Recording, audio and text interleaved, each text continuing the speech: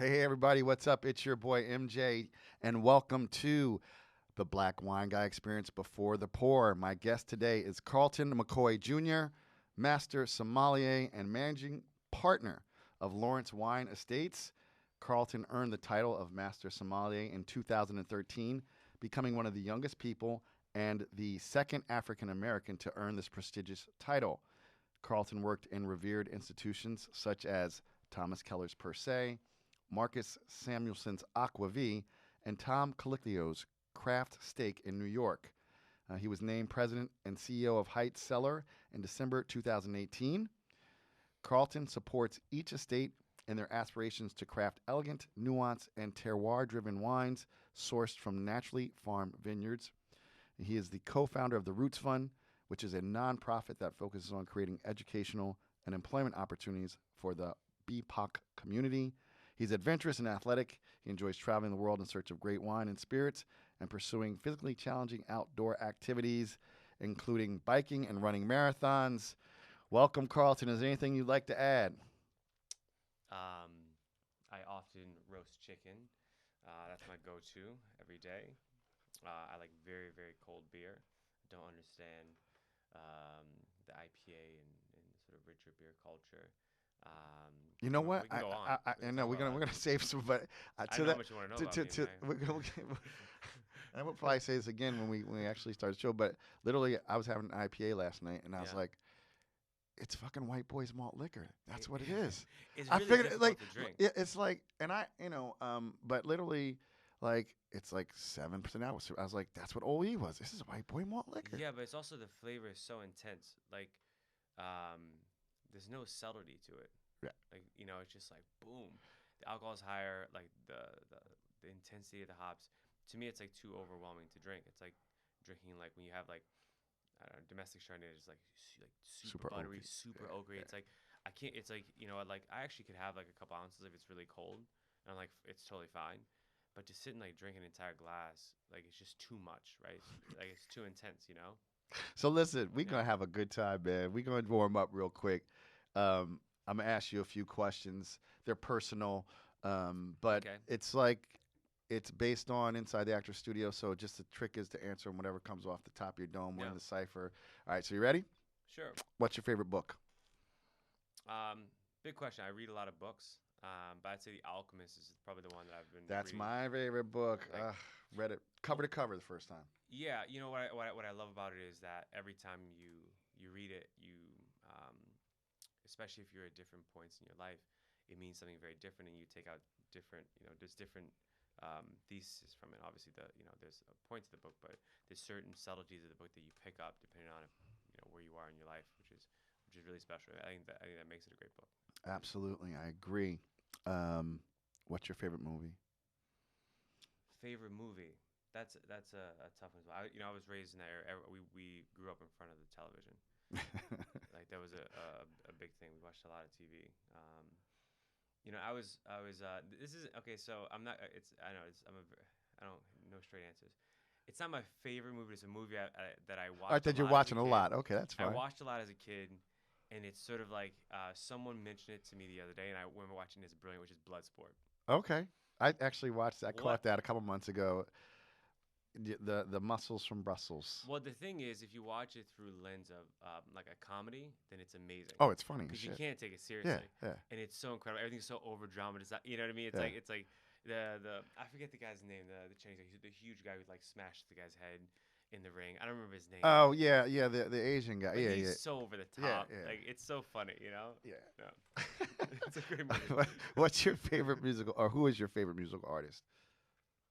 Um, any genre, Every genre, man. anything. Yeah. It's going to be very controversial, but for a number of reasons, I absolutely adore Kanye West. I mean, no. Listen. Kanye is he's really talented. He's crazy as fuck, but that early shit was good. I mean, but like you can't deny that. I mean, and as a producer, I mean, look how many people produce. So I can't. I'm not gonna. If you He's said R. brilliant. Kelly, that would be controversial. No, which I'll tell you. I mean, it's difficult. We talk about it all the time. And that's a whole nother thing of, do you separate? The artist from the actions. Yeah, because if you don't, then it's like politicians. Like it's like it's sometimes your family. It's like then how far do you go, Yeah, and what's that cutoff? And it's different for every person. it's But very true. yeah, I mean we obviously know that that behavior is inappropriate, but we have to also remember like a lot of like the great rock stars like they were dating 15-year-olds Oh, I know. I on the mean, road all the time. and That I will was say normal. this. I'm like, I have drawn a line. Ain't nobody ever taken Michael Jackson away from me. He was just too No, important to me. no, Nobody ever's taken Michael. I'm no. sorry. That's, No, but I will say Chappelle did a really great summary of that which is we won't talk about it here, but it was just really funny the way yeah, he no, I took on agree. it. We'll get it. But I love Kanye West for a number of reasons in all of his eras and watching his evolution as a person, how it affected his music. I thought was just really really brilliant. Dope, dope. Who's your favorite athlete? My favorite athlete, and I'm not just saying this because I do know some people in his circle, is one, I think the guy's incredible as an athlete, but I like him as a person as well, which is LeBron. Hmm.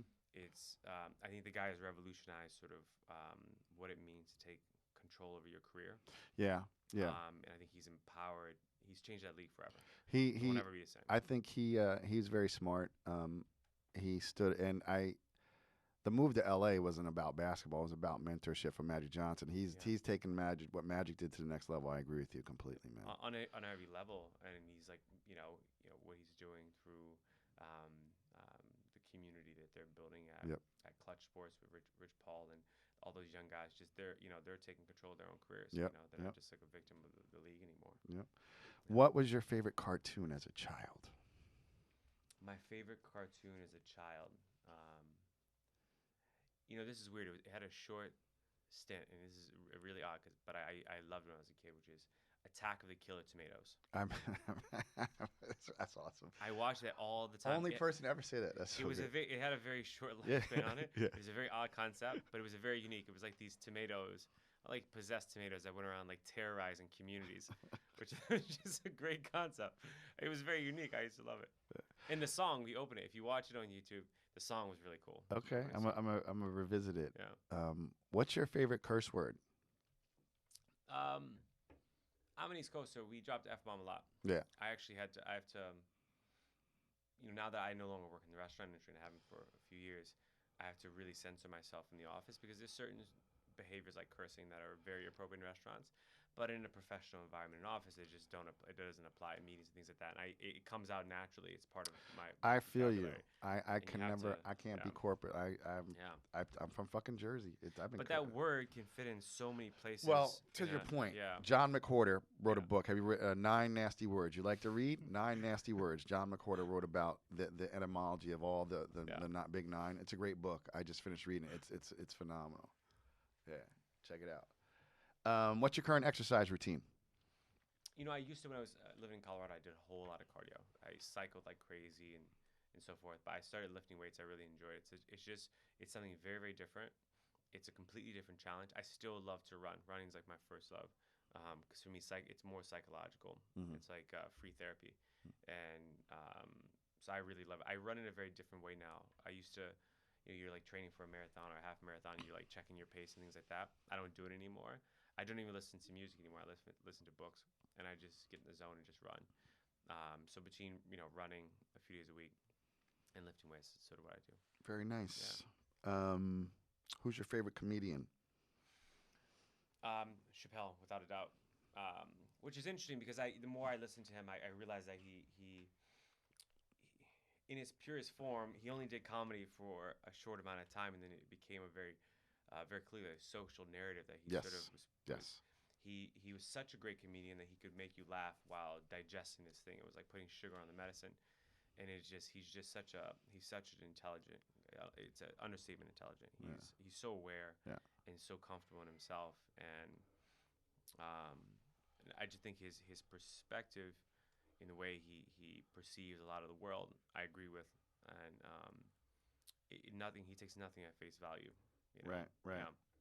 Yeah, that piece he did about George Floyd was not comedy, but it was just a comedy. But what he knew how far he could take the crowd, and he had to make them laugh once in a while. Yeah. And it sort of just calmed things down, and he could ramp it back up. And it was just brilliant the way he did it. Totally. Yeah. Okay, and then last question: who besides myself would you most like to have a bottle of wine with? What I most like to have a bottle of wine with. right now it's very difficult. I'd say I've been spending a lot of time studying and reading people. Unfortunately, they're all dead now. Well, we have the Yeah. we can bring him back. Yeah, I if I could spend an evening drinking great wine and talking to James Baldwin, I would pay Ooh, great money and sacrifice a lot of things to be able to do that. that's a good one. Yeah, That's a good yeah, one. That's a good one. yeah. Okay, listen, that was fun. If you guys want more Carlton, and I know you do, make sure you tune into our episode of the Black Wine Guy Experience. Until next time, this is MJ. Peace.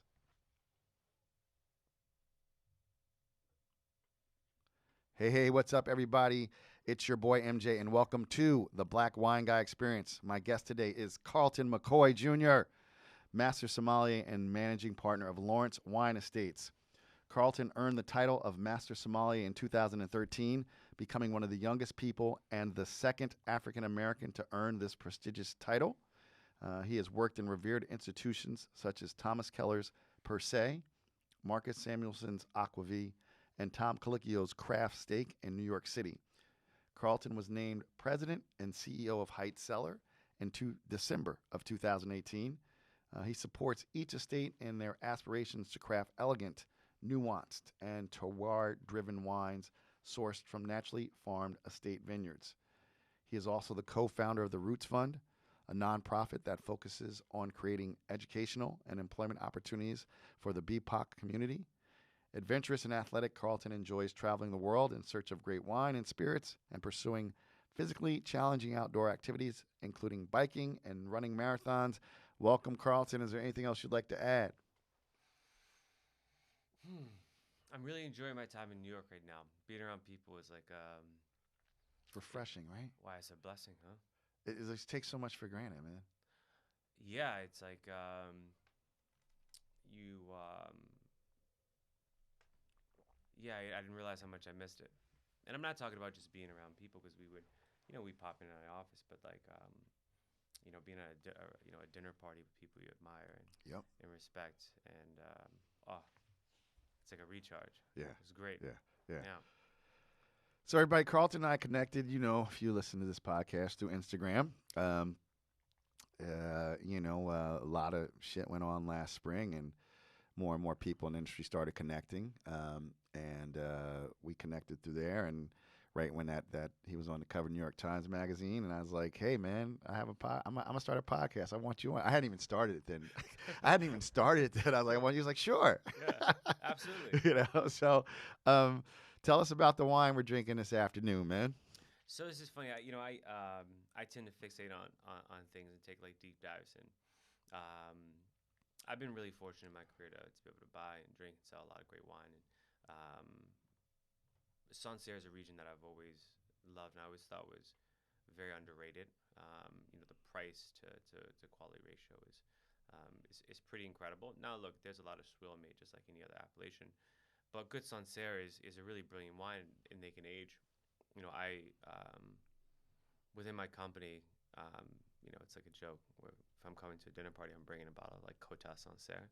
Yeah. Because I just think it's that is Côte is like at the very, very top echelon of the traditional style that I love. Mm-hmm. And I've been fortunate enough to buy a number of like older wines on auctions like from the early mid 90s.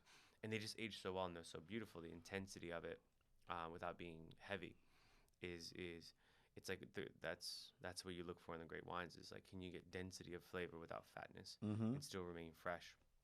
And the texture is really incredible. But this is a new producer. I just grabbed this. I always like to try new Sancerre producers because there's a lot of small producers that they only come to some markets, and and the thing about it is the price for entry to try is low enough that it's okay. Like even if it's not great, you're gonna get at the very least a really fresh, vibrant glass of white wine, and that's okay. And what what is like the high end of Sancerre? Like what would be like high end? Well, like, I mean, you've got like Vaton Sancerre, that's like nutso. I mean, those are on the gray market. You can $200, $300, $400. Like, I wouldn't. I mean, I've had those ones before. I don't think those are worth it. But I think drinking Côte like current release, Mont Damné is like $75, I think, if I'm not mistaken. So, and for a great bottle of white wine, I don't think that's too expensive. I mean, like what would the equivalent from Burgundy would be like ridiculous, right? I mean, for $75, you're gonna get a probably like a entry level, a decent village wine. Yep. Not from a great producer for sure. Like from a larger producer, it doesn't mean it couldn't be very very good Sure. actually. For Chablis these days, those prices have gone up, so you can probably get a very entry level premier cru from a B level producer, or yeah, I mean it's again that barrier for entry price wise in Burgundy has just gotten astronomical. It's off the chain. But Sancerre I think still, like everybody's been chasing the Loire, but and I love Chenin Blanc, I really do, but I love Sancerre. It's a region where the terroir definitely I think supersedes the varietal. Yep. And people go, I don't like Sauvignon Blanc. I'm like, well, I don't like a lot of Sauvignon Blancs from other places, but Sancerre is very special, and I think that's what what makes the wine unique is that it's something about the place. It tames the normal sort of tropical, over the top characteristics of Sauvignon Blanc that people tend to not like. The minerality sort of takes over, and that becomes the identity. And Sauvignon Blanc tends to be just sort of like the raw material used to transfer it, right? Yeah. And I think that's really special. Yeah. That's very cool. So let's get to know Carlton McCoy. We know through our research. And by the way, man, thanks for coming in again. This is like very last minute, y'all. This is one of those. But it's really great to be here. And I know this is like, yeah. I was like, hell yeah, I got. No, the I text. really mean it. Like, it's good to be here. Yeah, thank you, appreciate it. Mm-hmm. You grew up in Southeast DC, and I would think was Marion Barry mayor when you? Yeah, the first time. Okay, yeah. So you got a city of politics, go. There's some great wine shops down there. Yeah. But what actually? Tell me about growing up in Southeast DC, so people don't know. Yeah. I mean, So we talk about this is every place in the world is constantly evolving. So when you talk about a place, you have to talk about when, right? So DC during that era was a very troubled place. DC was hit particularly hard with the crack epidemic. Right. And prior to that, it was one of the most forward-thinking, really progressive, highly educated Black communities in America. Very high percentage of home ownership amongst the Black community, and just so that community was just like a model of like, okay, well, they're heading in the right direction, which was great. And then crack came in and destroyed an entire generation, and left a lot of kids from those parents in a really tough situation. So I was born in 1984. I was right in the heat of it, and going into the late 80s, early 90s, it was like the murder capital of the country at the time, per capita. And it was a really dangerous place. Like, no BS. It was nuts. It was wild. It was like the Wild Wild West. So we sort of grew up in and around that, understanding that as ever present danger. So restricted things like, even like when you walk home, there was a certain streets you couldn't take. Right. Because there was a lot of street gangs, things like that, and like you couldn't. They knew what neighborhood you were from. You couldn't walk down that street. I know. Yeah. It could be a difference of 3 streets, 3 blocks. Right. So things like that, you sort of accepted as a norm, and that was just the way you sort of went about your life. But I was really blessed to have my grandmother, who raised me. She was a Pentecostal preacher, and just a really exceptional person. But DC was pretty crazy. It was, and it unfortunately it's gotten a little better, but it hasn't changed a whole lot since then. Yeah. The Southeast has not. I mean, that's like that's like kind of been cordoned off. You know what I mean? Like DC is, it definitely, like DC changed in 2016 big time. Well, we know why, but because I had went down to like the African American Museum, and and being in DC when Barack Obama was president, and being in DC when 45 was a completely different DC. It was. It does. It does. People forget that. Leadership it's not just the actions that you do; it's sort of the tone that you set. Because it shows people how to interact with each other. And that's not just as a president of the country; it's a leader of a company or anything. So if you as a leader, you tend to be pretty sensible and civil. People tend to treat each other the same way. Yeah. You mentioned your grandmother. Tell me about that. So in our research, like your grandmother, in addition to being a Pentecostal preacher, she had a catering business. Yeah, so my grandmother was she was the eldest of 12 children. That's that back. My father, same thing. Yeah. Back in the day, man, people had kids, man. Yeah, but especially like if you were Christian, like they didn't Oh believe in yeah, protect, yeah, they birth control. Yeah, none of it. none of it. Yeah. Just like so my great grandmother was on and off pregnant for like 25 years, and that was yeah, so normal, yeah, yeah, you know. yeah. So she was as you'd imagine responsible for partially for raising some of her brothers and sisters, which is a Mm-hmm. very normal thing back then. And they grew up in a rural place initially, and then ended up moving to the city. So she was an exceptional cook, and I grew up in the kitchen with her. I was always, from a very young age, oddly addicted to the kitchen. One, because I love to eat. Hence the reason why I always say I have to work out every day just to maintain a dad bod with what I like to eat. You know what I mean? No, I I work listen, hard man. to keep this dad bod. It was until the pandemic. I was pretty good, but like I got like the COVID-12, and I can't Yeah. shake it, man. No, and, it's tough. and I've been working out, and Yeah. I lift weights, I do kettlebells, and Yeah. but I need to do some cardio. Like literally, I like so many of my friends, like even my friends who work out, like my buddy who works out, he's like, man, you're worrying about pushing 170. I'm pushing 180. You know, like I'm like, and It's tough. it's tough, and I like to eat too, so I hear you, Yeah, man. man, it's one of the great pleasures. So my grandmother, if you're familiar with a lot of how the black church operates, it's not just a religious place. It's really sort of a community center for Yeah, everyone. yeah. My grandmother was the top. My grandmother was the pastor of the church, third generation female Pentecostal preacher. So she really was sort of the head of that community, and we fed everyone in the community. So I Mm-hmm. would go in early with my grandmother on Sunday, and we would cook breakfast for the whole community, and then we would have a church service early morning, and then we would go into the second service, and then you would cook lunch for everyone, and then you would have a late night service and a late night dinner we would cook. So we'd cook and supply 3 meals for people in the church and the community, and outside of that, do really large events, birthday parties, anniversary services, and things like that for up to 300 people. So I was raised cooking for, very high quality soul food for large amounts of people at a very young age. So the idea of like mise en place organization, we didn't call it. My grandma didn't know what that word was, but it was that. It was just like, you're doing deviled eggs for 300 people. Like, you don't just do it on the whim. Like, there's prep, you set up, you have Yeah. a schedule. Okay. Yeah, so I was sort of trained to be a chef very young. That's cool. Yeah. So, what happened? How did you go about? Like, in high school, you were in a culinary arts program. Tell us about. Sort of, yeah. So when I was in high school, like a lot of kids from DC at the time, I was pretty troubled. So I actually dropped out of high school twice.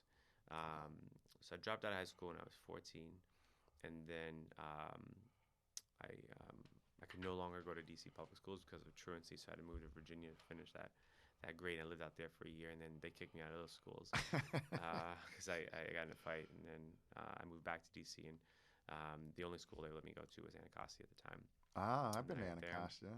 Yeah, so I went to Anacostia Senior High Oh School, wow. and then I dropped out of there again, and I didn't go to school for like almost 6 months, and then my sister sort of convinced me to go back. I finally went back, and then when I got there, the lady sat me down. She's like, "Look, you're a smart kid. You got all these issues. I'm gonna help you work through this." She's like, "But you got to take some electives. It's a requirement." And I'm like, "Okay, what do you got?" And I just went down. None of it was interesting. Those kind of schools don't have very many options for Right. electives. They're very low funding. But there was like a home ec sort of thing, and I was like, "Look, I know how to cook. I can get through this one pretty easy."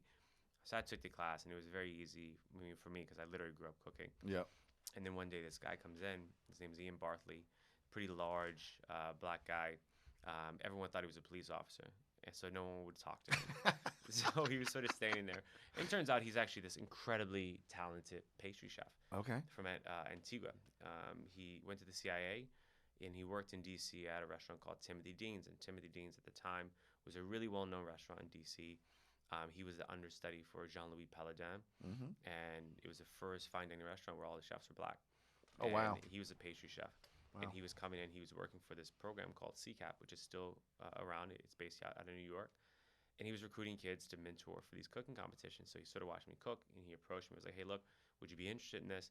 And ultimately, if you come from where I come from, you don't really trust anyone who's giving you anything because I you just know. know that no one has things Right. to give. Right. So it's like, okay, what do you want out of me, right? Right. So I was a little skeptical, but I went along with it. My family was okay.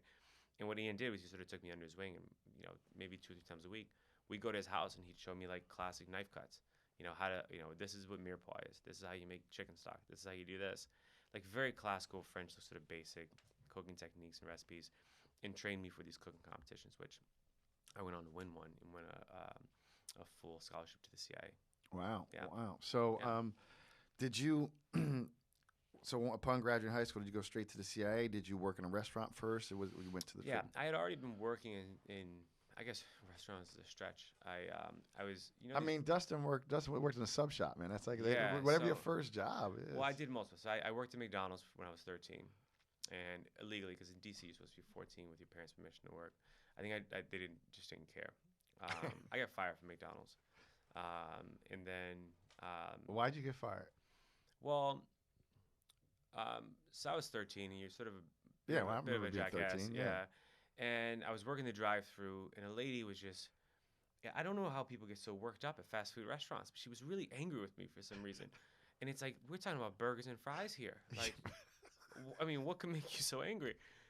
And she was really rude to me, and obviously I was 13, and I just sort of mirrored that energy, which you're not allowed to do, and I was like swiftly let go, which was sort of sucked because at that time I didn't have any responsibilities or bills. So I was using all my money to buy cool shoes, so that took away all my sneaker budget. So it was just gone.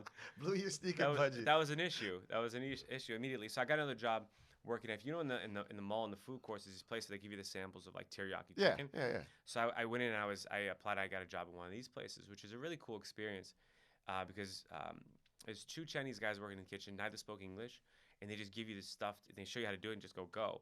And like julienning like chicken breasts for like 1,000 people like with a cleaver, and you just go right. And you start learning these things, how to move fast, and it actually was a lot of fun.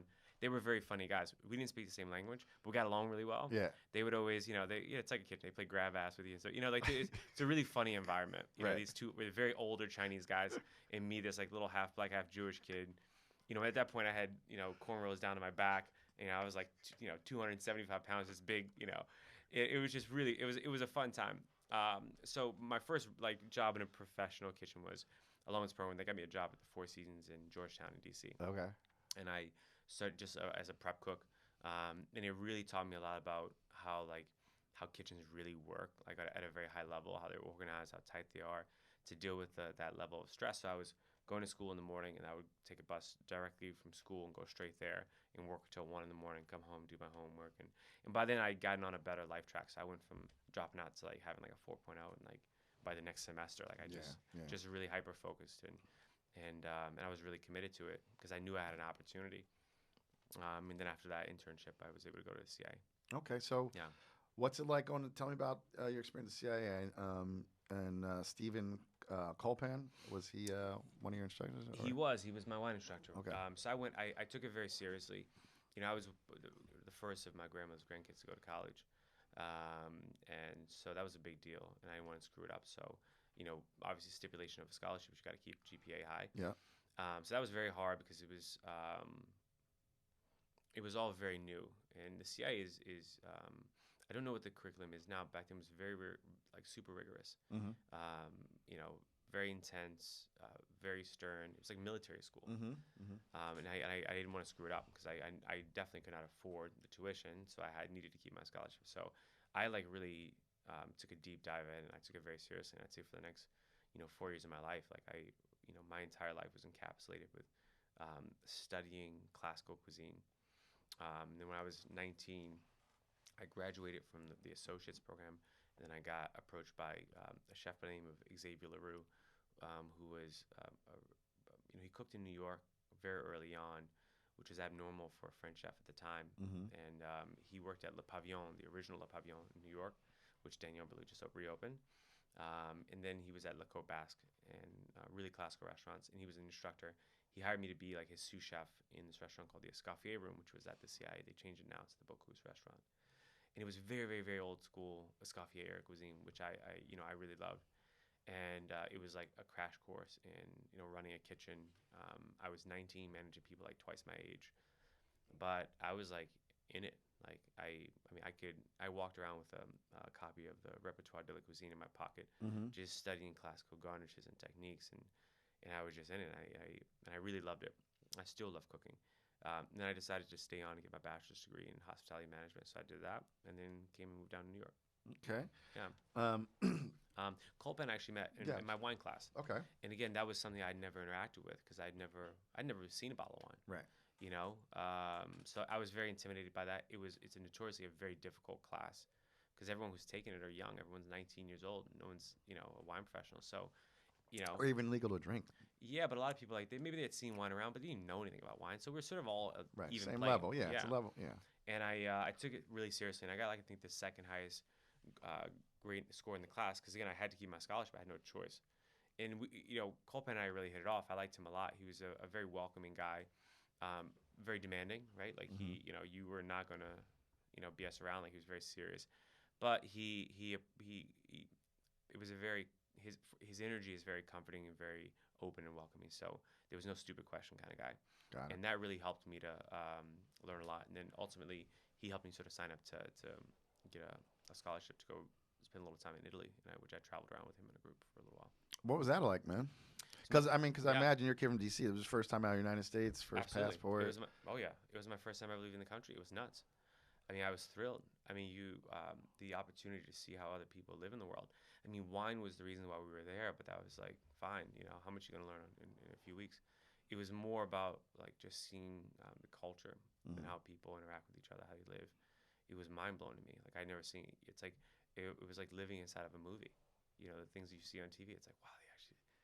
It's like like the nanas out there, like with the pasta and the whole thing, and like this guy, it's like they're like it's like a set. Like these are not real people. Like no, it's people. They live like this, And it was just incredible for me, and it sort of set this whole mindset. I just wanted to travel nonstop. I wanted to explore and interact with people, and it was an incredible experience. Yeah, that's dope. That's Yeah. really dope. And especially at a younger age. I mean, I think I didn't go to Europe till I was like 40 years old. So Yeah. like at a younger age, I mean, and also I used to work with kids from the inner city. So a lot of kids like don't even leave DC, like or don't live with their town. 100%. So like I could see how that would just like you said, Yeah. see how other people live. I mean, it's very humbling, right? And it's a little scary, right? Yep. Like that first time getting on a plane, like that long flight, and like landing in a place where you can't read anything and no one speaks your language, and you end up like the most quiet I've ever been. You're just quiet, just sort of observing everything, taking everything in, trying to, and like if you're raised in cities and street, like you adapt pretty quickly to people's like behaviors and things like that, and sort of how to maneuver. Right. But it was really really eye opening, very very special experience. So it was our first night there. We were so excitable, and none of us were 21. I was 20. A few other kids. Everyone was around that age. And I had a Maro for the first time. Okay. and I really loved it. It was a Verna, I remember. And I kept ordering another one, because it has a little bit of sugar. Obviously there's a bitterness to it. So I took for granted how much alcohol was in it. And this is a true story. And we're sitting there, and you have it at the end of the meal. And I woke up. I fell asleep at the table, and I woke up. That was my first time experiencing things like jet lag, right? Like, you don't know what that is. Right. And you're young, so you can just feel like you just go forever. Yeah. I'll just push it. And I woke up at like 2 o'clock in the morning at the table by myself. It was out in the courtyard. The restaurant's still there because those restaurants never change. And I can show you where we were sitting at the table. And I woke up, everyone was gone. They thought it was hilarious. There's no crime there. No one's gonna do anything to you. Yeah. So I'm like, here. I woke up in Montalcino, and I'm in Montalcino, like by myself, like what the hell? And I had to so it's one of these hotels where you turn your key on into the front when you leave. It's like a huge key. Right. So I had to break into the window to get into my hotel. This is my first night ever abroad. Like it was so much fun. It was such a fun trip. That's awesome. Yeah. That's so cool. Yeah. That is so cool. So after the trip and you graduated from CIA, you moved to New York. Where did you hone your skills? Where was your first gig in New York? Well, it was interesting because I the dream was to come down and be a cook here. And I when I was at the CIA, I was one of those kids every weekend. I was on the Metro North coming down to do a stage, and we staged everywhere. We were at Alain Ducasse, the Essex House back at the time when that was open. John George, Danielle. We were just everywhere. We were just working free, just learning. When I got here, so when I sort of got hit over the head with the fact that, the full-time jobs don't pay that much. So, you know what I mean? So yeah. I here I am, first of my family to go to college. I have a bachelor's degree and quite a bit of knowledge under my belt and a little bit of experience. Yeah, I worked in some good kitchens. And I was talking to my family, and they're like, well, how's the job market? I'm like, yeah, I can get a job at the place I want to work, but I'm going to make minimum wage. Mm-hmm. And they're like, what? And I remember one of my cousins going, bro, you could have just stayed here and worked at Home Depot for that. You know, like, why'd you go to college? And it was a very difficult thing to have to cope with. It was a real life situation. Yeah. So I cooked around a little bit, and then finally I said, this isn't making any sense. My grandmother passed away, and I had to help support my sister and her kids. And, you know, making minimum wage wasn't going to cut it. It just wasn't going to do it. It wasn't a decision I got to make. So I took a job working in the dining room to make more money, frankly, was the reason. So I took a job working for at Craftsteak when Colicchio opened that down in the meatpacking district. And I worked there for a little while, and then the CIA called again and had opportunity to go spend some time in Japan.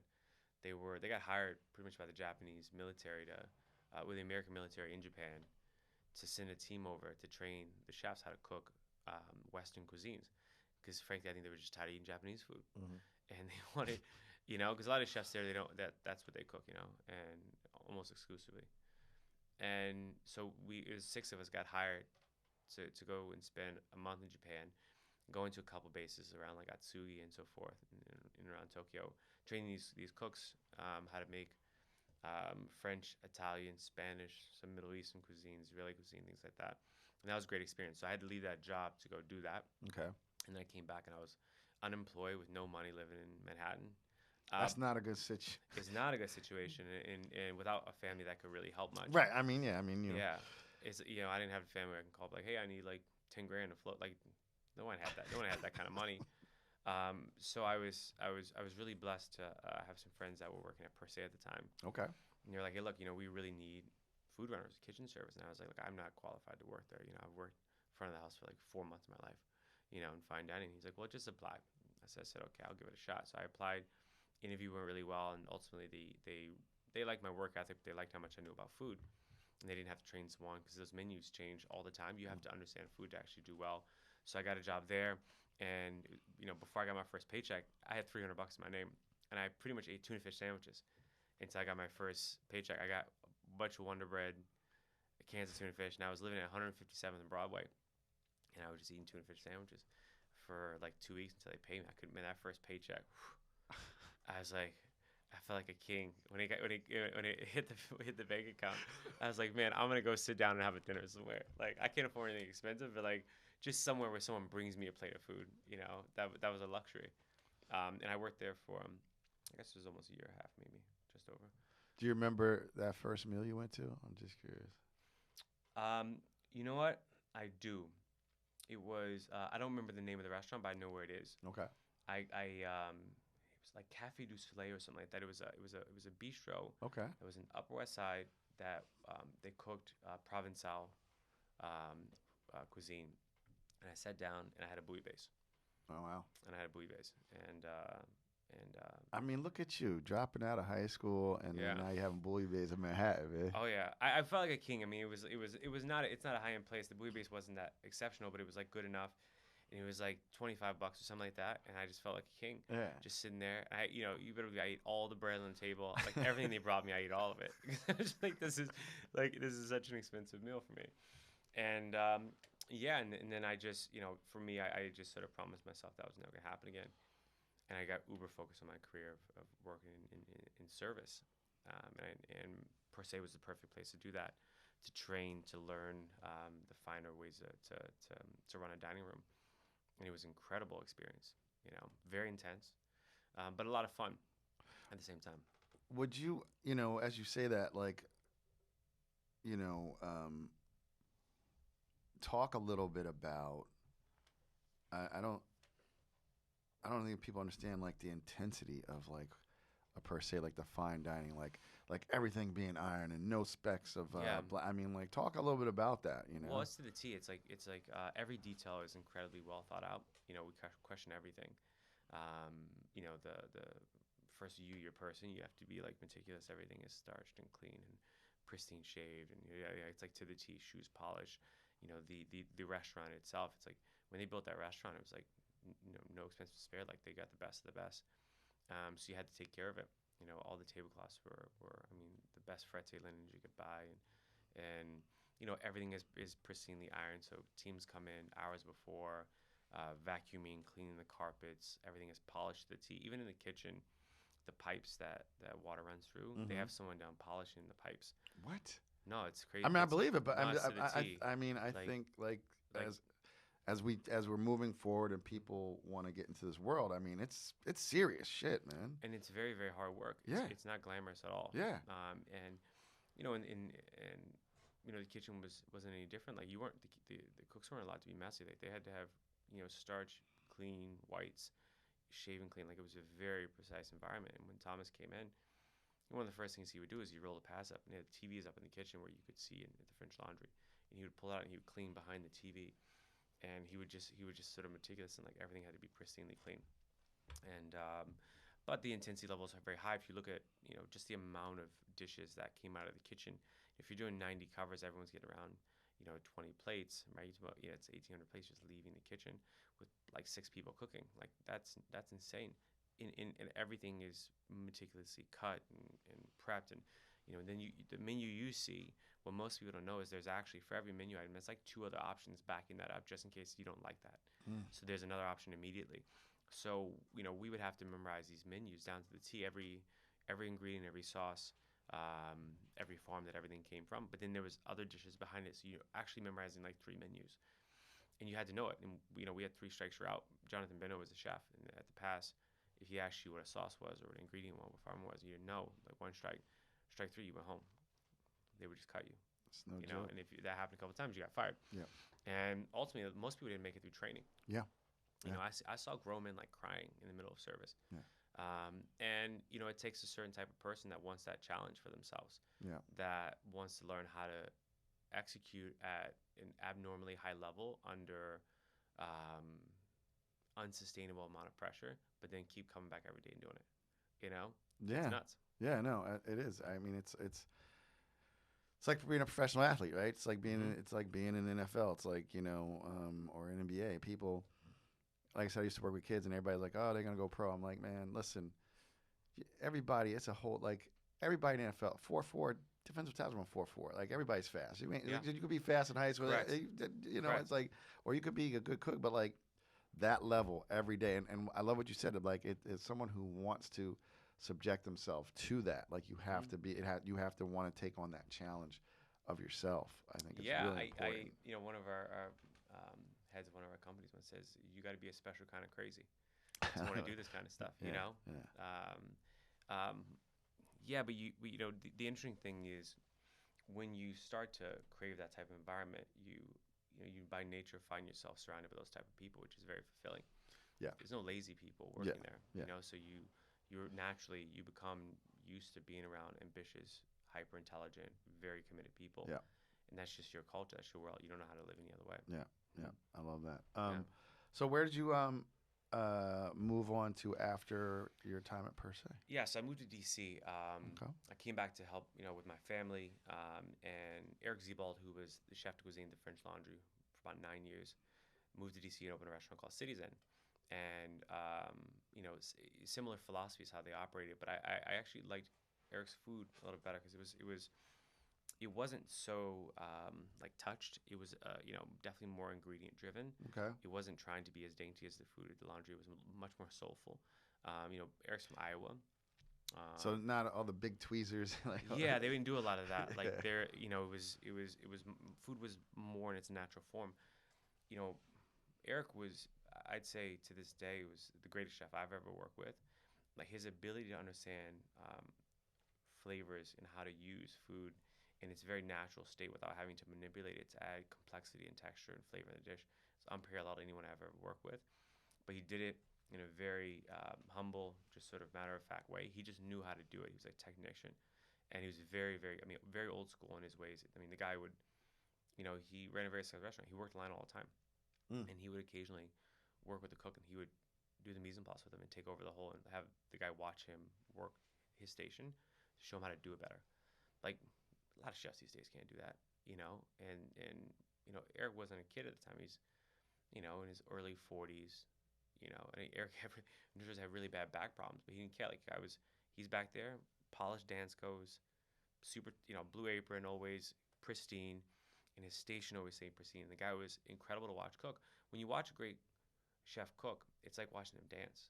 It's a brilliant thing to watch. Mm. It's mesmerizing to watch. It's the hyper focus and the ability to move with very intentional movements, but actually they don't move very fast. They actually move very slow, and everything is very intentional. It's incredible to watch. I love watching it, but very few people can do it well.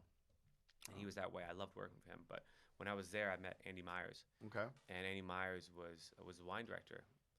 And Andy was also very old school. He used to have this policy where he wouldn't remember your name until you were there for 6 months. That was just his policy. Yeah, he's an old school restaurant guy. He's like, look, I've been in this business so long.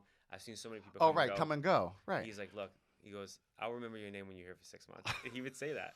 That's Which, awesome. if you know Andy, you're like, yep, and you sort of got to have respect for those kind of people who are just like, look, we're a family here.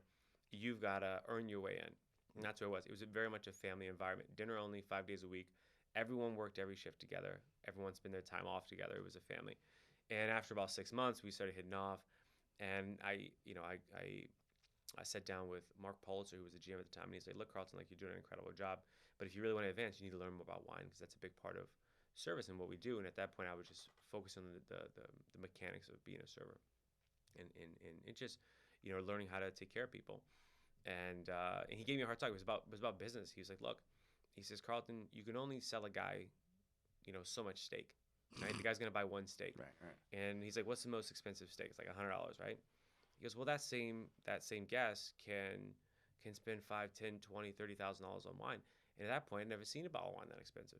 I didn't know. Wow. So I was like, wow, that's very interesting. So I went up to Andy, and he's like, go talk to Andy. And I'm like, oh, I got to talk to this guy. Andy's, if I were to guess his height, maybe 6'2", 6'3", tall lanky guy. His entire body's covered in tattoos. He's a death metal drummer, wears like old ratty Slayer t-shirts. But he's a super, super smart guy and great palate. Right. Very intimidating. Big, long goatee. So I went up to him and I was like, hey, look, Mark told me to talk to you, that I need to learn more about wine, and if you can give me some guidance. He's like, yeah, all right. He's like, he wrote down on a piece of paper. He's like, here, go read these 5 books. I was like, okay. What were the books? They were very classical. It was all the reference books, like Sotheby's, the Atlas of Wine, like all the classical, books that everyone studied back then. Now everything's online. People still buy the books, obviously, but they're all Hugh Johnson's Wine Atlas, things like that.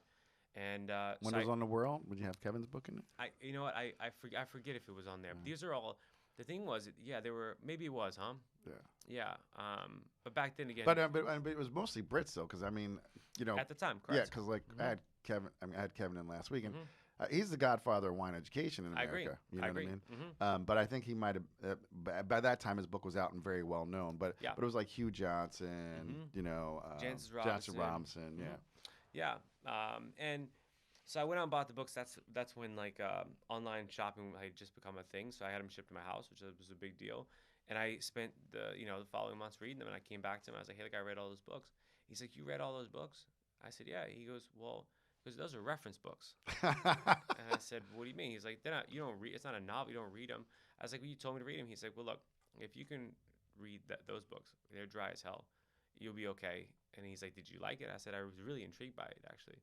He's like, okay. He's like, all right, well, so he's like, now, we're going to talk about tasting wine. And then that night, he had a couple guys over that were training for their certified exam for the court. And he's like, why don't you just sit in and just watch, what the team's doing. And they were from restaurants all around the city. Cities End was like the hub where everyone came to blind taste. But it wasn't until like 1 o'clock in the morning because we finished service, cleaned up, and then the blind tasting started. Wow. And they would come over and I was like amazed, like you've ever watched, someone go through the grid and do 6 and 25. It's hard to sort of really comprehend what you're watching because you don't really know what's going on, but it's amazing to hear it go. And ultimately you sort of think, I'm a little cynical. I'm like, all right, this is like a hat trick, like how can you look and smell and taste? I'm not gonna know what it is. Like how, and he sort of just took me under his wing and just put me down that track. And I really, I love at that time, what was in that restaurant, it was a bit of camaraderie and we sort of connected over that. And it was our lives. Same thing I did with food. I was now doing with wine, which they have so much in common that it was very natural to me. And that was all I did with all my free time. I walked around with a duffel bag with all my books. And I woke up every morning. I went to there was a Starbucks across the street from Cities End, and I studied there till 2 o'clock in the morning. I came in, I helped Andy lug cases around, put my suit on, did service, blind taste at night, went home, studied some more, and I was just addicted to it. Yeah, and that was sort of like my entry into wine as something to study. Yeah. So, given what you shared earlier about your struggles initially with school, like what allowed you to drill down and just focus and study like that? Like what? I mean, was it something just the way you were raised, or did a light bulb go off? What was really caused this paradigm shift? Well, I'd say it was, I think there was a number of contributing factors. One thing I'll say about my grandmother, she had an insane work ethic. So my grandmother, not only did she raise her kids, she raised almost all of her grandkids. She was a pastor of a church, which if you're, in a tough neighborhood means you're also a therapist. You're a chef, you're in a catering company, but she also worked at a funeral home as well full time. And she just nonstop. So I was raised around that type of energy. Like, Okay. she didn't do a whole lot of just hanging out in the house. Like, there was none of that. So I knew what it meant to just work really hard all the time. But I also was very hyper aware that I'd been given an opportunity very early on that no one else in my neighborhood or family had been giving. And I'd always promised myself to take it as far as I could take it. And at that point, I was, the breadwinner for my family. So I also was, helping to support my family. So it was just sort of, there was a lot of factors that were just, that had motivated me to just do as much as I could, as fast as I could do it. Yeah, But I also loved the culture of wine. I obviously we loved drinking wine, but it was the people that I was meeting. right. It's people. It's It's not just the beverage. it's Like not. it is. It Yeah. really is. Like when I got into wine, I was like, it was an elevation. And you said something earlier, like, and at the level you came in, high dine, like you're around hyper intelligent people. People who go to Ivy League schools and then want to go into service, or Yeah. like, Yeah. or it's a different. It's different. It's rare air. No. It absolutely. It's a very unique product in the way that it facilitates the way people interact with each other. Well And said. but I also say what was really great, and I give Andy a lot of credit for this, is he really put me in a lot of positions to travel more. So like distributors would come with trips or producers, and like he would go on an occasion. He'd be like, no, you need to like take this guy. And at that point, I was a server, and he knew I was taking it very seriously. I was very committed to it. So like I would go to like Austria and Germany, like fully paid trip, and I was like, this is nuts. So I did a few of those, and it was just again, it kept me so intrigued in wine as a culture, and that's what I was really addicted to. And I also loved the personal competitive aspect of studying for the court, which was, you're not competing with anyone else, right? It's you yourself, right? It's like, have I learned more than I knew yesterday? And it's you got to keep yourself accountable, right? At the end of the day, it's like, did I do the work myself? Did I study? Am I committed to learning as much as I want to learn to achieve this thing, which I think is probably even more important than the end result, is like that, the self-discipline and commitment to something that you're passionate about enough to do, which is pretty boring and pretty gruesome way to interact with something it's not fun. Yeah. Yeah. Yeah. And I really love the culture. I was very addicted to it. You know what? We need to take a quick break, but we'll be back in just a minute with more of Carlton. So hang on. We'll be right back, everybody. Okay. We're back with Carlton McCoy. So we're talking about commitment, focus, that laser focus, and holding yourself accountable. Um, so what did Eric and Andy say to you that really encouraged you to pursue wine and your certification with the Court of Master Sommeliers? Well, I think it's sometimes it's really small things that people say that that have a massive impact, which is like someone telling you that you sort of trust their opinion. Go, oh, you can do this, right? Like something simple as that. Like someone says, like if you've never been told before that you're capable of something, and someone who you sort of look up to, not sort of, you absolutely look up to, says, hey, look, you can do this. That's like super empowering. You're like, well, if you think I can do this, then I should do it. Right. Right. Right. I never, in looking back, I never once questioned whether or not I was capable of it. I just trusted Andy. He was like, yeah, you can do this. And he's like, I'm on my path. I was like, you're absolutely capable of doing this.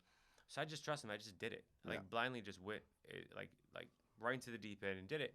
You know, and Eric, I'll say, is very old school in his approach to wine as far as a chef. You know, the old chefs knew an enormous amount about wine. And I don't mean the old chefs, like it was just a generation ago. Like Daniel Balut, very, very knowledgeable wine, very engaged with it. You know, Eric was a huge collector. I mean, he had massive collection of wine, like way more wine I ever had, like a ton. And Yeah. you know, when he was at the laundry, he collected Old Napa. So some of my first great old bottles were from his cellar, and it was Old Napa. You know, he actually bought a lot of Old Burgess. He bought a lot of Old Diamond Creek. A lot of the houses, you know, that we love. Mm-hmm. He, you know, at the end of the night, he'd bring one, or he'd bring, you know, he'd be like, oh, you know, once I started to get really sort of pretentious and all-knowing, like a lot of us young sommeliers get, you know, it's like we pass a couple of times, drink some bottles, like, oh, I know. And he goes, what do you think about Behringer? I was like, oh, Behringer, you know, sort of thing, like being like this young Man, som. I know, yeah. And he's like, okay. And then he brought in like an early 80s, like was it Bancroft Ranch Bancroft Merlot? Ranch, yep, Merlot. And the wine was insane. He used to blind taste on the wines, I'll say that. And the wine was insane. And you know, it just kept me humble. One, because when you're working for a chef who knows more about wine than you do, that's humbling in of itself. And he did. He knew a lot about wine, legitimately. He studied it. He drank the great wines. He owned them. He drank them all the time. It was great working for a restaurant where the wine culture was very rich. Everyone was learning. Everyone was drinking great wine, talking about it, selling it. Our guests, you know, all the guests came there for wine. And they were just really, really supportive. You know, whenever I needed to leave to do some educational thing, they were very supportive.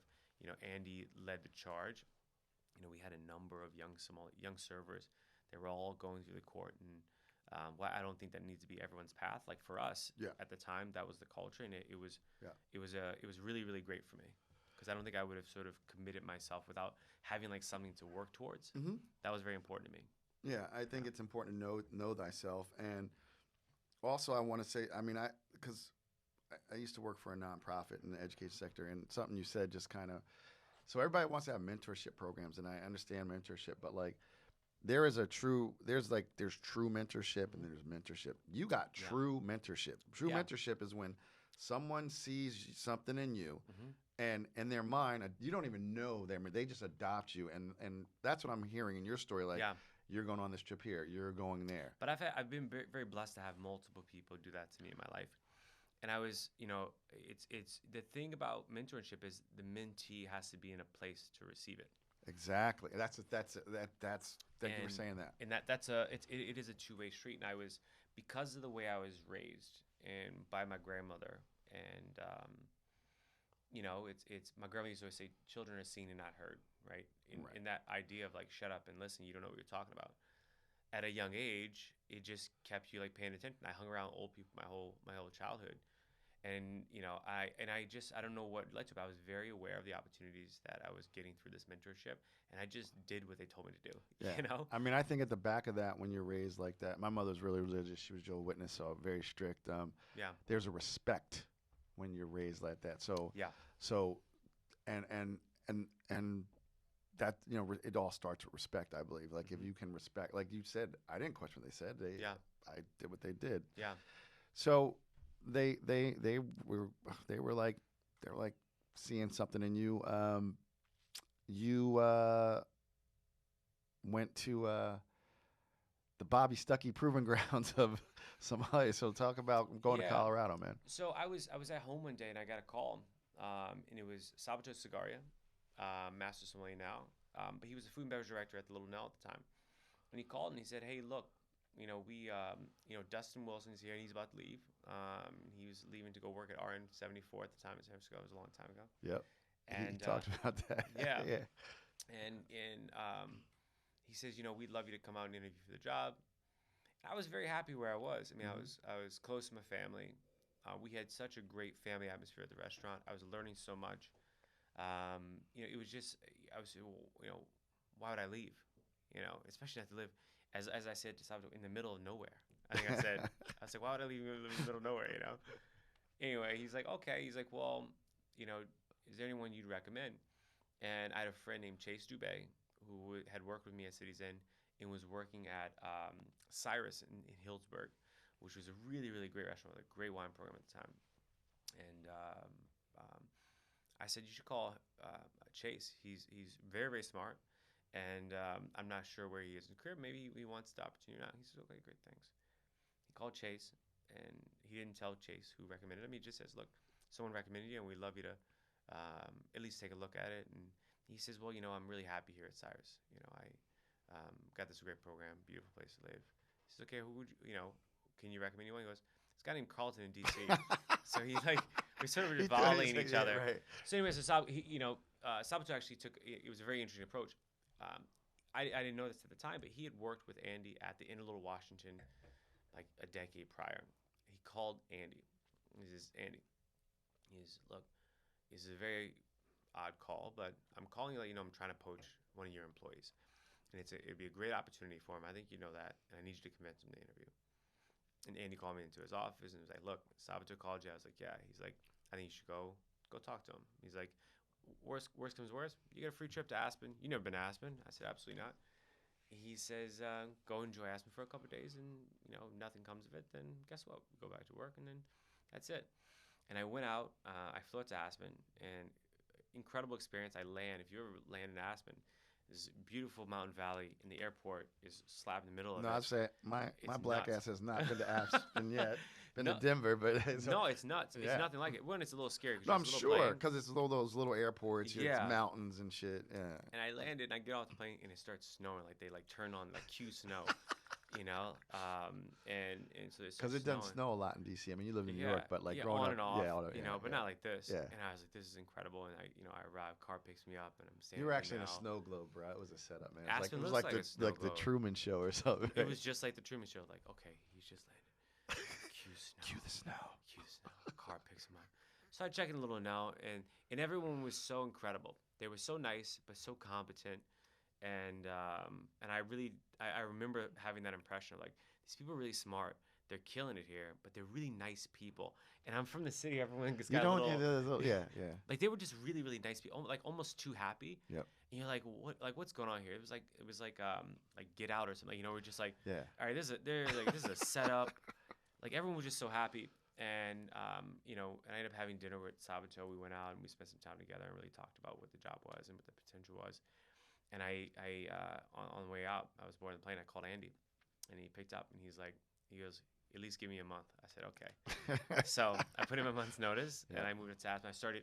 My first day was Thanksgiving night. Wow. 2010. Okay. Yeah. It was a really interesting experience because I'd never lived outside of the East Coast. Really, I lived in Mississippi for like 9 months, cooking in a casino. There, I was a line cook at a casino there. That was a pretty fun experience. Back because 3-6 Mafia had just became like a big deal, and I was living in with a good buddy of mine from Michigan. Mm-hmm. This is when I was in college, and I was working in Tunica, Mississippi. It's about 45 minutes outside of Memphis. So 3-6 Mafia would be in the casinos all the time, and that's back when they were driving these huge like Escalade pickup trucks with the 20-inch spinning rims. Oh yeah, spinning. Oh shit. And they would park them right in front of the casino, so everyone knew they were there, and they were just these spinning rims. I mean, it was a really interesting place to live. So here I am. I move out to Aspen, and I really, really loved it. I mean, I just like everything else, I just threw myself in, and I was working nutso hours, but I was loving it. I went from, a cellar that had, Cities and Wine List was very, very good, and Andy did an incredible job of building that list. But this was like insane. I mean, 25,000 bottles. Every great producer in every great vintage is just like a playground. But I didn't know a lot of them.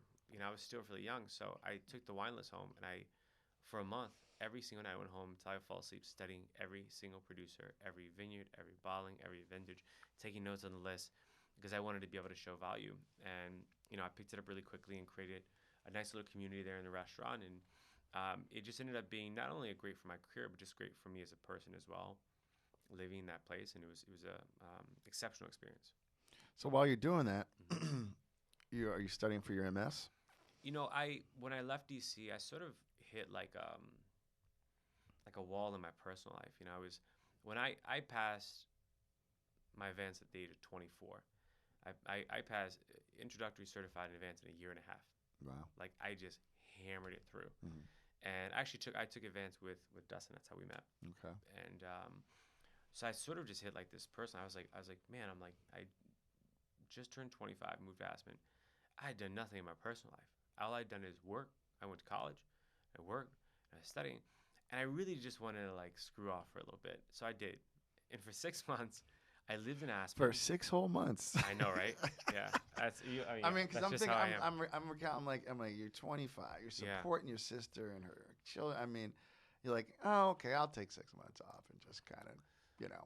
Yeah, but I mean, Aspen is a place where you can do that, which was great. It was great for me, because a lot of people don't take life too seriously there, which was awesome. Yeah. But I took my work. I always took my work seriously because like that was one. I knew again. I was aware of the experience to work with the Cellar, but I also knew that I was bringing home the bacon, so I took it very seriously. And so I'd work nuts of hours and I'd get off.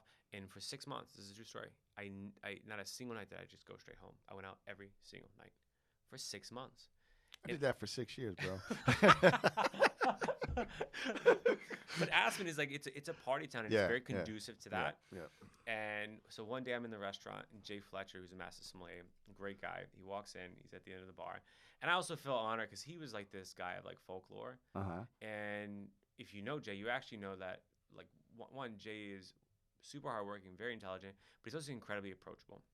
He's a real down-to-earth guy in the way he approaches things. So he'd come sit at the end of the bar, order a glass of wine, and just, chat you up, And I was just always so nervous talking to him, And one day he goes, Carlton, what are you doing?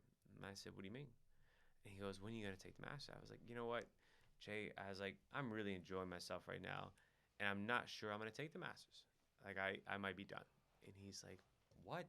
He's like, you literally passed all 3 of the first exam in your first try by the age of 24. Like, you can do this. Like, you can pass the Masters. I said, I just don't know if I want to, And he's like, okay. And he comes back to me like a month later, goes into the bar, and he's like, oh, by the way, he goes, I just talked to the court. We're gonna host the exam in Aspen at the Lunel. He goes, it might be a little embarrassing for you if you don't take the test.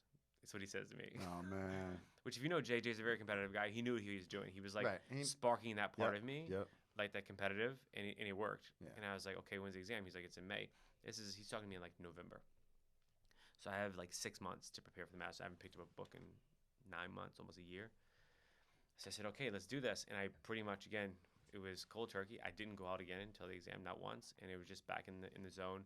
And I went back to studying 6 to 8 hours a day, 7 days a week, and tasting 4 days a week, and just like very, very intense. And I took the exam in May of 2012. I was 27 at the time. I passed tasting and theory in failed service really, really badly. It was the first part of the exam I took, and I was so nervous. I sort of talked myself out of it before I even went in the room, which happens very often in those exams. Like, I always feel like if people could like get outside of the nerves, the pass rate would be way higher. Yeah. Because there's so many really, really smart people taking those exams. But they just get so nervous, it sort of just blocks. I've seen it now administering the exams. I mean that's super mental services. Yeah. I mean by mental, like you're right. What you're saying, you're in your head. Like if you can picture it going well, but you can't. You're picturing everything that's going to go wrong, and you're just it must be hard to wrap your brain around that. Yeah, but also we looked at that and having conversations like. The exam. Why does the exam need to be stressful? Yeah. Like they're looking at changing the whole format to get rid of all that, which is great. But back then we didn't have that. So I was standing outside of the room, and there was like a moment of reckoning. I was looking around this room, and I was like, I'm 27 years old. I was by far the youngest person there. I knew where I was from, and I questioned. I said in my head, I go, what the hell are you doing here? Yeah.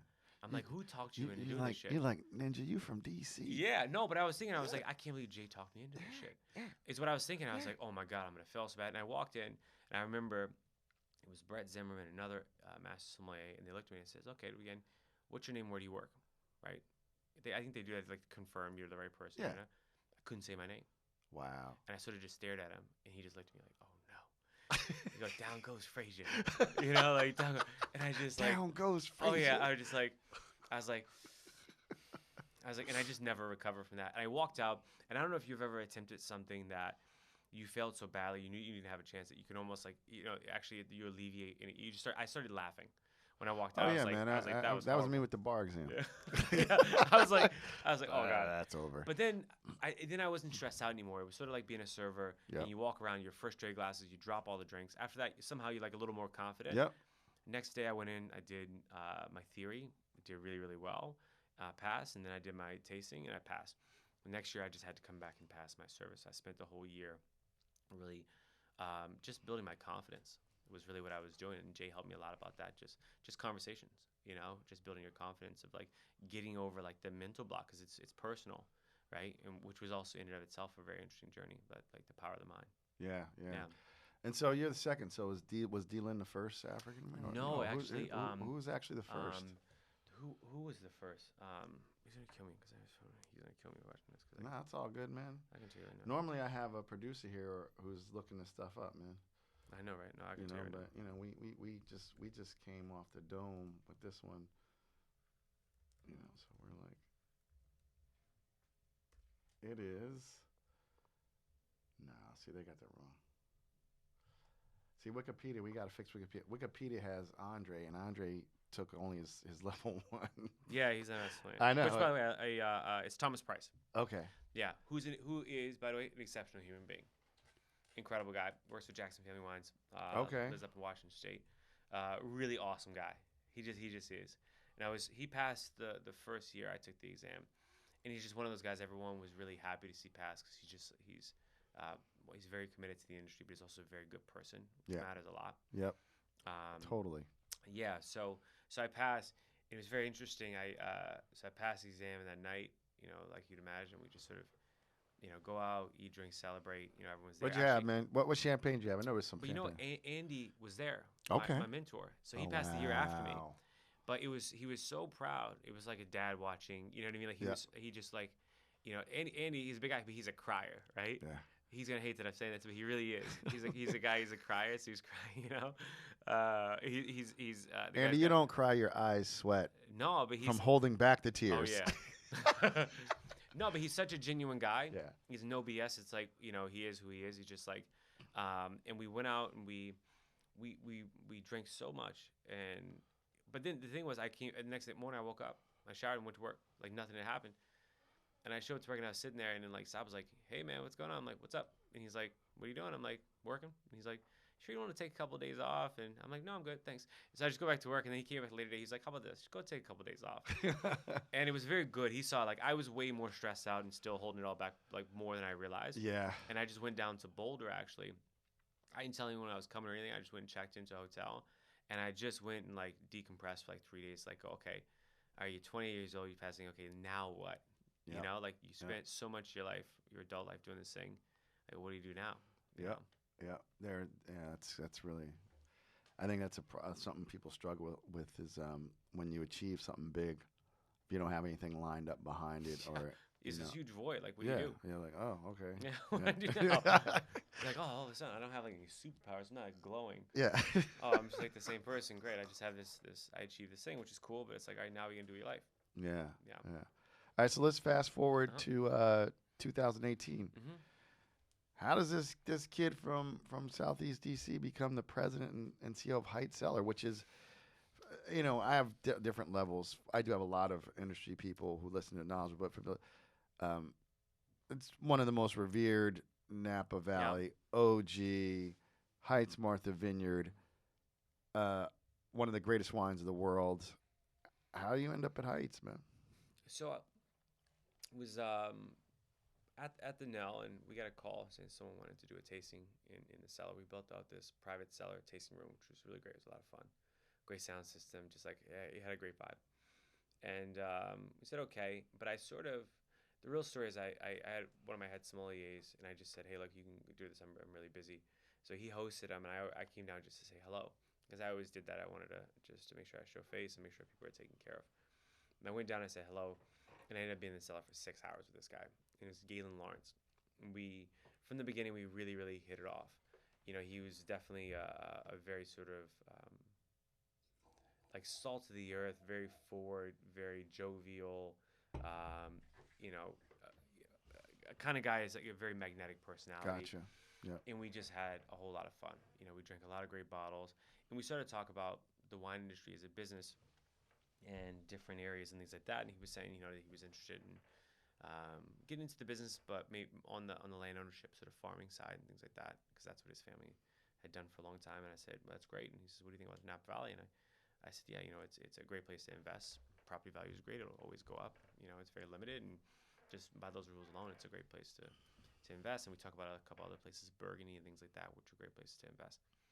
And he said, thanks. And, he reached out to me about a month later because he was, he wanted to throw this big party on one of his farms in Arkansas. And he was asking for my advice on some things. So we sort of just kept in touch. And ultimately, he texted me again. And he's like, hey, look, I have this opportunity. I want to run by you and see what you think. And it was Heitz. And he was asking my opinion of it. And I was just really thrilled. I said, look, this is like one of the very few still family run, just great legendary, classically structured Napa Valley wineries that's still making really great wines. And I think it'd be incredible for you to own it, And he said, okay, great. And we talked about sort of what the potential was. And then I didn't hear from him for a while. And he went through, we got it, and he did the deal. And he called me when it was done. And he was like, hey, I want to thank you. He's like, your advice was great. And we got the deal done. And I'd love for you to come out to Napa and check it out, which I was really excited about because I'd never been to Heitz. And I didn't know many people who had actually been to Heitz. So we flew out and spent some time there with his, he'd worked with some people in Napa to help bring in a team because he didn't really know people in the community there. So they helped him recruit some people. And I met the team, and Brittany Sherwood, who's still our director of winemaking, was there. And it was just really great being there. It's such a special place that's been under vine and making wine for so long that you can feel the energy there, and it's really, really pleasant. So we,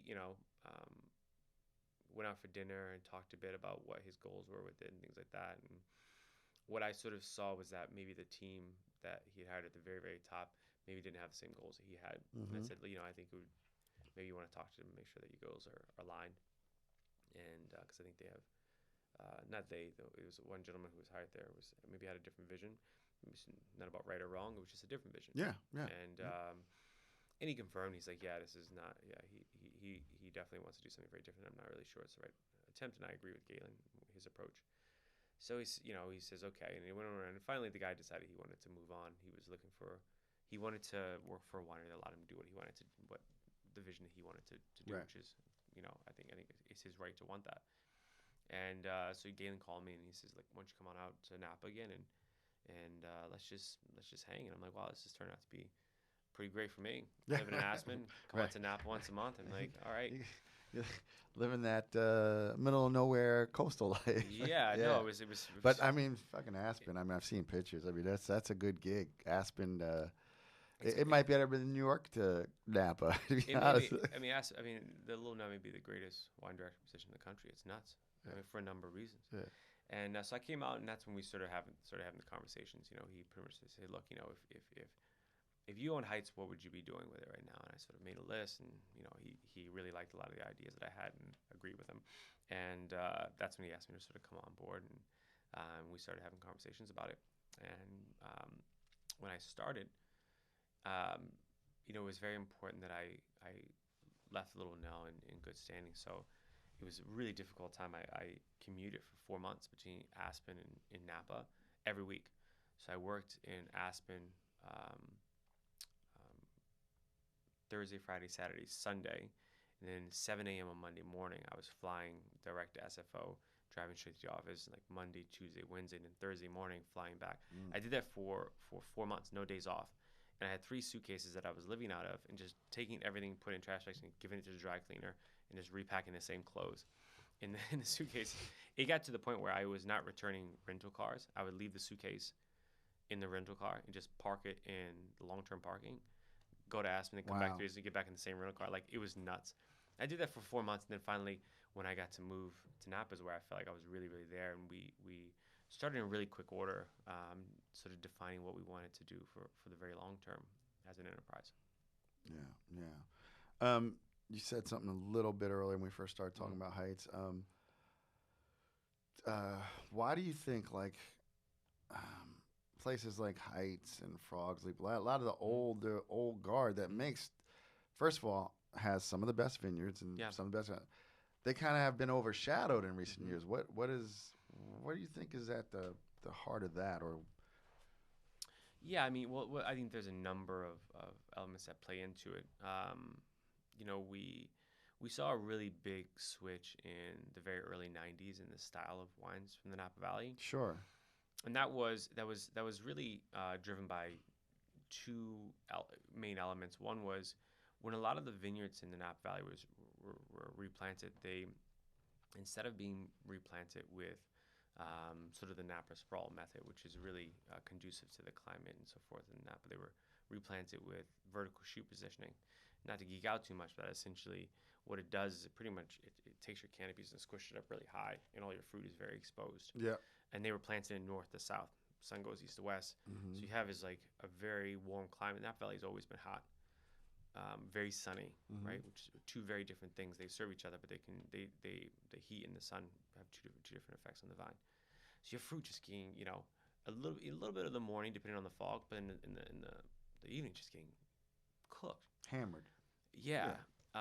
So that was the thing, right? And then along with that, under that guise was there became this really misguided and sort of ignorant approach. The smaller yields are better, which is not true. Scientifically it makes no sense. If you understand like how vines produce fruit, it makes absolutely no sense. I mean, if you think about natural selection in general, that's why animals have large, breeds. I mean, the more you produce, the better you're going to survive. Well, it's about balancing the vine with the type of soil. Okay. So if you're in mountain soils that don't hold very much water, you're not going to get much vigor. So being somewhere between like 2 to 3 tons an acre is very natural. Yeah. Right? That's what you're going to get. And if vines are very old, almost less than that. But if you're in the valley floor where soil's a little more fertile, then by nature the fruit it has access to a lot of water. It's going to absorb it. It has to go somewhere. Mm-hmm. The energy, the growth has to grow somewhere. It's how a plant works, right? Right. Heat, sun, water, you get growth. And if you're not restricting a small amount of fruit, obviously your canopies just stay in a vegetative state. Canopies are going crazy. You're constantly trimming them. What happens is you end up with a lot of those Pirzino characteristics that never really, they always remain in the grapes. So people are trying to, ripen them out. Okay. To do that, and Okay. along with with the vertical shoot positioning, now it's really difficult to have a harvest fruit that isn't raisinnated. Yeah. And the second thing was, Robert Parker had a massive effect on the Napa Valley, astronomical effect, and which was very, I think, obviously was not there at that time, but it must have been very confusing for a lot of people because ultimately, the reputation of the Napa Valley was really built on the wines that were produced in the early '70s and Sure. late '60s, which were very elegant wines and very nuanced wine. 12.5. Yeah, but then you had 12.8. someone coming saying, "Oh no, like this is what you should do." You're like, "No, like, but everyone loves these. Yeah. Like we literally just beat the French at their own game with these wines. Right. Why are we changing?" But his word was that was it. That's what people trusted. So if you wanted to play that game, you had to produce a very particular style of wine. And ultimately, I think you ended up with a lot of people who were producing wine that they didn't like themselves. But I to your point, you're absolutely right. But like, I don't think like he ever gave Heitz bad ratings. I mean, because it was so terroir driven, man. It was so it's you so understand. fucking unique, So man. this is a real story. So one of the reasons he didn't get bad scores is because Joe didn't submit wines to him. Okay. Joe didn't play that game. Joe, and that's what I love about Joe. Really refused to, and he was, Joe never really. I never read anything or heard anything about him saying anything negative about someone else's wines, and we actually approach it the same way. I think there's room at the table for all different styles, and they should exist. It makes a wine region far more interesting, right? When you look at Barolo and as tumultuous as the sort of traditional versus modern technique fight was for that region, what the result was better for the region. You had modern style, which still exists, and you have the very traditional style, which still exists. And I actually like drinking both. Yeah, me too. Yeah. So, yeah. I like Joe's approach of like, look, I'm not telling you that you should make the wines that you want to make, but I'm also saying that I don't want to make that. That's what I want to make, and we can both coexist and be totally fine. I love that. But that wasn't necessarily the narrative. Like, people who went towards the modern style really sort of looked down on the guys who were really traditional. So they sort of like went and, receded back, stayed out of the public, and didn't really play the game. Yeah. Like your Smith Madrones, people like that, like this didn't play. Yeah, I mean, we bought Burgess. Yep. I mean, if you drink Burgess, Bill Sorensen made the wines for 40 years. Drink Burgess in the 70s, 80s. Those wines Burgess, are Foreman, all those brilliant, brilliant wines. God, I mean, man. Stony Hill, right? Like all these Diamond wines, Creek. yeah. I right? mean, we talk about with the red, with the different hmm terroir. I mean, so. So ultimately, but what was getting like the 100-point scores and the Oh big yeah, man. big prices Bombastic wines. were like this style of wine. Yeah. Again, totally fine with people drinking those wines and enjoying them, and they should still be made because if that's what the winemaker wants to make and that's what they feel is the best expression of place, they should do it Right. because that's what this thing is all about, right? Right. And ultimately, we may have a difference of opinion. Now we do our thing, and that is okay. But ultimately, they sort of just got left in the dust with marketing and PR and exposure. Right. I and think things it's like more that there's that too. Right? So, Yeah. Yeah. because they also were there. They were vigneron, right? They were not. Yes. They were not into like marketing and being flashy and like having super pristine tasting rooms and things like that. They were like, look, we make great wine, and that is what it's about. Yeah. So like you should be paying for. My work's in the bottles, not in this. And that was Joe's Yeah, thing. yeah. He had a little tasting room on 29, but it was the last it was still free. Like the tasting room was still free when we were having. That's what and it was because now financially didn't make any sense, but but he did it because it was just sort of he wanted to keep things a little bit more casual and he started in Napa Valley in the early 50s. It's a very different place. He worked for Andrei Chelichev at Beaulieu Vineyards for 10 Right. years as the head Right. winemaker. That was his day. So now living in modern Napa in the 90s, where it was like the height of, just tons of just Excess. You'd come out of the money coming 80s, in. man. Yeah. The excess. And I did an IG live with Stu Smith. I'm like, when you're talking about Heitz. They're a great family, by the way. Yeah. I mean, Yeah. I'm like, you're talking about people who were in Napa Valley pre-Judgment of Paris. Like, like believed in what they Yeah. were doing, Yeah. So, Yeah. But what I can tell you has been really, really great is, as we started to, we have been very blessed to have been able to acquire, 3 of the most historically significant estates. Being able to bring in winemakers and estate directors that are young and very talented, Sure. who they understand the significance of these wines. Respect. They absolutely respect it, and they they're honored to work in these cellars. Yeah. I mean, you think of Jamie Motley at Stony Hill working in the cellar where they've been benefiting wines since the early 50s. She's only the 3rd winemaker in the history of the estate. Brittany is that cellar has been actually when Joe bought that estate, the cellar was already there. It was built in the 1890s. They've been making wine in that estate since the 1880s. Yeah. And she's only the 3rd winemaker ever at Heitz. Wow. And she's now taking over that state. We've got Megan Zoback. There's actually only the other. She's the 3rd winemaker at Burgess. They had the same winemaker for 40 years, and now she's able to make those wines. And they're just so honored, and they understand again the value of the opportunity they have to in the freedom to make those beautiful, elegant wines, and maybe in a market that doesn't necessarily always champion that. Yeah. So we're getting close. We're actually past the top hour, but that's okay. I just want to, and as you were talking, I just want to say, and I want you to wrap this up with this, like, you have been able to acquire some iconic estates. You have been quoted as saying, as Americans, we have to look at wines like Heitz as national treasures. And you mentioned Stony Hill, I mean, talk a little bit about that. That these are in fact, and I will, when these drop, I've been doing this on Instagram, but like last week, Kevin Zraeli was in. Yeah. I don't know when this is going to drop, guys, but historically, this is the week of June. Yeah. I didn't even know what date it is. It's like June 11th today. But he brought a 1968 Heitz Martha's Vineyard because that's the year I was born. It's great vintage. Oh my God! Well, it was amazing.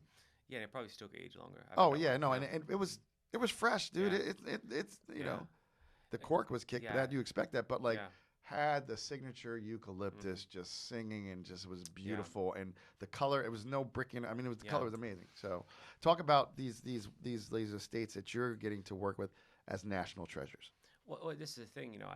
I'm a bit old school, and I think that my grandmother used to quote out I'm pretty sure it came from the Bible, which is you judge a man by his works, and ultimately I don't really invest too much in what people say. I watch what they do, and I've always found it really odd that people are willing to go and pay $600 for a wine on its first release. Dude, I said it all the time. I'm like, dude, like, this is crazy, right? That's and, like, crazy. It's one of the 3 winemakers that are making like 150 different wines, which means they actually aren't making Right, wine. exactly. It's like And you it's know the yeah, names, and they're consulting here and there, and yeah. they So bring in the it's dude like from France, and like yeah, and he it's made flies like in once, and yeah. So you got that, and you're like, okay. Again, you know, your prerogative if you want to buy it, but then you know, but you don't necessarily put that same value on a winery that has proven that they can make wines that can not only age for 60 years but longer. You know, you talk about an investment value, like chances are, and I'm just saying, it's like those wines aren't necessarily engineered to age; they just don't age well. no, no. And again, it maybe you're not trying to age a wine, which is totally fine. Right. You're buying for your use, which is like drink the moment. But like you don't need to pay $600 for that. And you know, a state needs to prove itself. And what we loved about Heitz Cellar, Burgess Cellar, Stony Hill was that they had proven that they could make wines that would Yes. age 50, 60, Yes. 70 years. So we didn't have to reinvent the wheel. All we were doing was trying to take these young teams that could come in and look at every aspect from farming to bottling to release and go ask the question why. Because what you ask the question why is where you start to understand it. When you understand, then you can evolve, because you can't evolve something until you understand why it was done. Absolutely.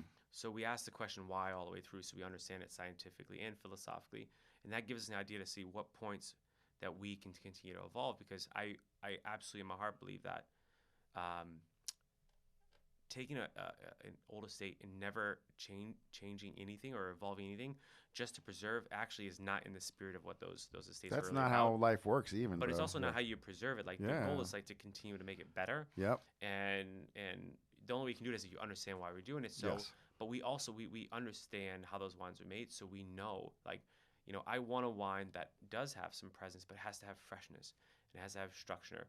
And you can only do that if you understand how to farm properly in Napa Valley and not try to mimic Bordeaux, right? Yep. Make the wines in a very particular way, right? And then how you bottle, how you age. There actually are very particular techniques that we've learned from studying old books from all these estates, which we inherited. And like it's pretty particular, and we know how to do it. And that's what we're doing. It's been really fulfilling, because we ultimately, you know, you only have so many years on this earth and how many vintages. If you're not making wines that you're thrilled to put on the table with your friends and share, then you sort of got to ask the question, like, why am I doing this, right? Mhm. So for Galen and I, what we hold each other accountable was that we committed we were never going to make wines we didn't want to drink. Wow. And at any point, if we felt forced to do it, then we were out. You know, we weren't going to do it because I don't want to do that. He doesn't want to do it. And you know, where I'm blessed is that the people that I've been able to recruit, like, they are the people who are making it happen. I don't farm. I don't make wine. I Right. don't, you know, Right. it's my job to find these great opportunities to put the right talented teams in there to make it happen, to carry on the legacies. And that's really what we've been able to do. Completely decentralized, no corporate structure. And we just hire these really ambitious, really passionate people and let them run these old estates. It's a very unique model for the Napa Valley. People don't do this. But we put a lot of trust in our people, and we market them, right? Like, you don't, you know, I started working at Heitz, but you barely see me in anything with Heitz anymore. Why? Because Eric Elliott is the estate director, Brittany Sherwood's winemaker, and they're doing it. I'm not doing it, you Right. know? Right. And it's the same for all of our estates. You know, we started a brand called Brindell, hired Cassandra Felix to oversee that. We just launched that brand. That's her brand with those winemakers. You know, I help conceptualize it, support them, make sure the business models work, and we're good. But that's their baby. And we let all these you know, they're like racehorses. We just let them go. And it's been really incredible to watch. It's a very different feel and emotion than what you see in most of the Napa Valley. And it's been really personally fulfilling for all of us, because we essentially, you know, in very short order, you know, created our own little peer set and our own little bubble that for us it makes us really excited to get up and go work in the morning.